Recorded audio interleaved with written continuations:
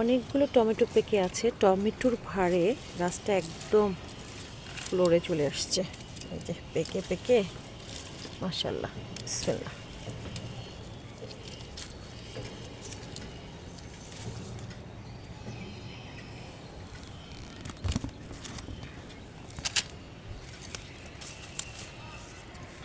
এই টমেটো গাছগুলো আমি ড্রাগন গাছের সাথে দিয়েছিলাম সাথী ফসল হিসেবে।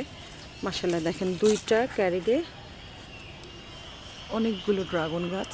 এর পাশেই আমি টমেটো গাছ দিয়েছি। দেখেন আলহামদুলিল্লাহ কি পরিমাণে টমেটো এসেছে। এখন আস্তে আস্তে সব টমেটো পাকা শুরু করছে।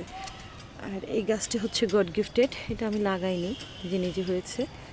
মাশাআল্লাহ দেখেন ফুলগুলো কি সুন্দর।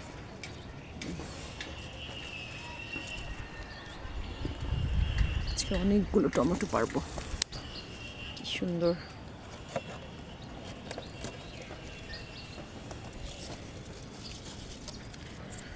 কাঁচামরিচগুলো পেকে একদম লাল হয়ে আছে, এগুলো নিয়ে নিই। ছোট্ট গাছটা, এই তো জাস্ট এতটুকু গাছটাতে দেখেন।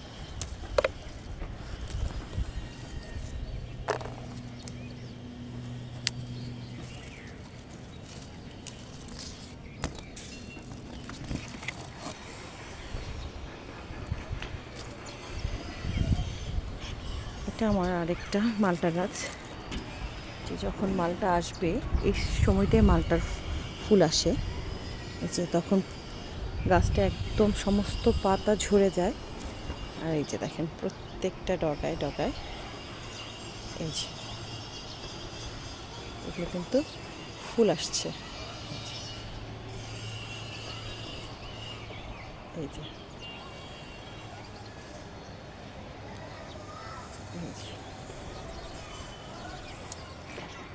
প্রত্যেকটা গাছে আবার ফুল আসছে নতুন করে।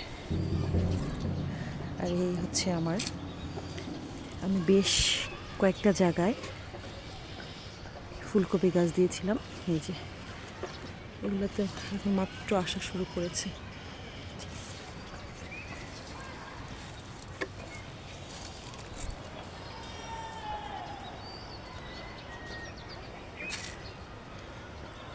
এই যে লাউ গাছে লাউ এসেছে।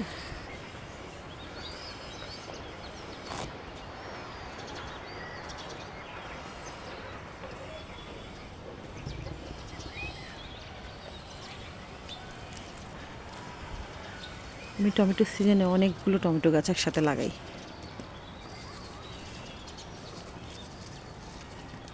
তাতে কি হয়, অনেক টমেটো পাওয়া যায়। ভিন্ন ভিন্ন জাতের টমেটো আছে, চেরি টমেটো, দেশি টমেটো।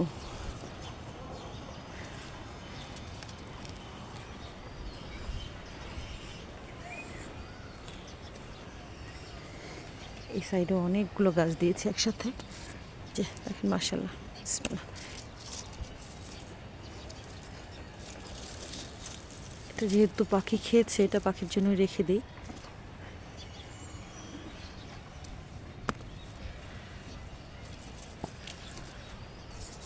এগুলো পেকে যাবে, কালার চলে এসেছে, এগুলোও পেকে যাবে।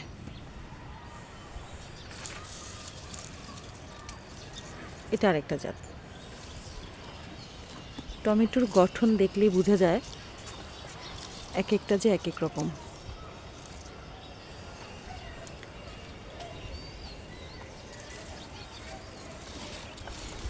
যেখান থেকে স্কোয়াশ নিয়ে খাওয়া হয়েছিল, এখন আবার স্কোয়াশ একে বড় হচ্ছে।